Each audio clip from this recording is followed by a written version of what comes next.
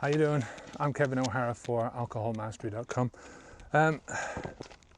Sometimes when I look back at the last 4 years since I started this journey, I just think, wow, I've really come this far. I can't believe how far I have come, from where I started out. All the things that I've done on this journey since I started out, all the people that I've met, all the memories that I've got. Just the buzz that I'm getting from doing this, from making these videos, from just this whole journey now, from getting up in the morning without the hangover to getting into bed at night and having a natural sleep, a great sleep, to not having any cravings anymore, to not be worried about what I'm doing to my body, to the things that I'm doing to expand my health and try and prolong my life, expand the quality of my life. It's so much to take in. Sometimes when I think about it, I think, why didn't I do this sooner? It's a natural thought process to have. Sort of a sad process in some ways, but I can only be happy because of where I am now and the things that I've achieved. I was reading one of Napoleon Hill's old books, and I came across a quote that says, fears are nothing more than a state of mind. And I have to agree, fear doesn't exist outside of yourself. It's all in your head. And that got me thinking about this the past 4 years and what would have happened if I hadn't jumped into this journey when I did. If I hadn't overcome my fears, and I did have fears in the beginning. I had massive fears. When I was drinking, I always thought about myself as being a drinker, sort of not a hard man. I've never thought myself as that, but sort of a man's man, right? I'd be the one. One of my things was from an early age that I could drink a certain amount, and I was able to hold this amount of alcohol, and that I could sit at the bar with anyone and have a laugh and have a conversation and put the world to rights. That I could get up in the morning and push through the hangover. That was part of being a man as well. And so many of those different psychic delusions, right, that I had in my head, that some of them I didn't even realize at the time that I had. And for me, for a lot of the time, it was the fear of becoming somebody else, becoming a different person. I didn't want to be a different person. I wanted to take this part out of my life, and I wanted to change, but I didn't want to become a different person. And that's the big problem, is that change requires you to become a different person. You have to change the person that you are. You have to change the life that you live in. Alcohol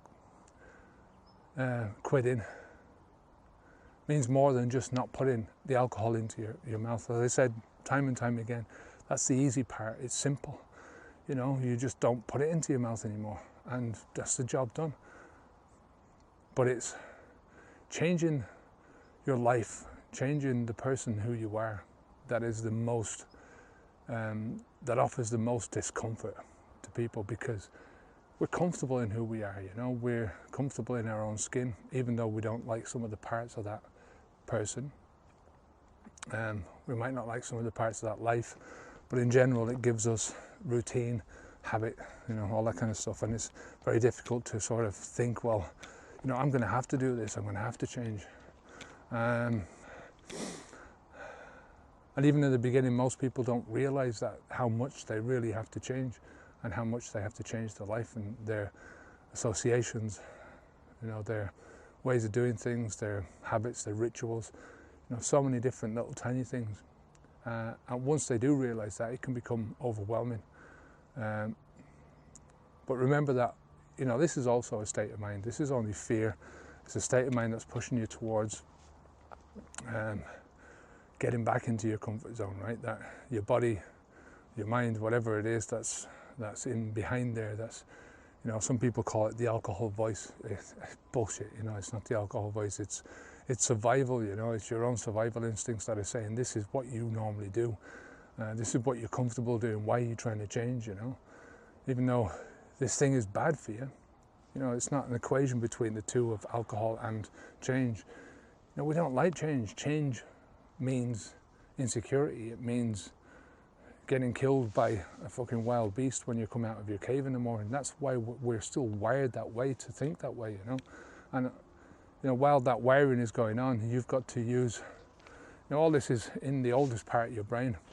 And this is the strongest part of your brain in terms of pushing you to do something, you know. If something jumps out of the bush at you, right, it's the oldest part of your brain which makes you fucking run in the opposite direction, right, or lash out and punch, you know what I mean.